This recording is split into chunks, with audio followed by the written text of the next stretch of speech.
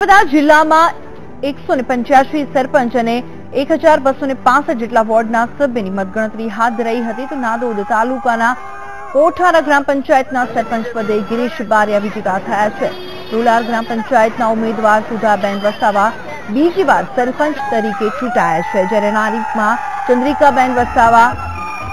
કાકડવામાં ગીતાબેન વસાવા તમામનો પ્રથમ રાઉન્ડમાં વિજેતા બન્યા છે, જ્યારે ગરુડેશ્વર તાલુકાના ઉંડાવા ગ્રામ પંચાયતના સરપંચ સુનતાબેન તડવી, કલીમ વકવાણામાં જે વિઠ્ઠલભાઈ તડવી વિજેતા બન્યા છે અને તમામ વિજય ઉમેદવારો ડીજેના તાલ સાથે વિજય સરઘસ નીકળ્યું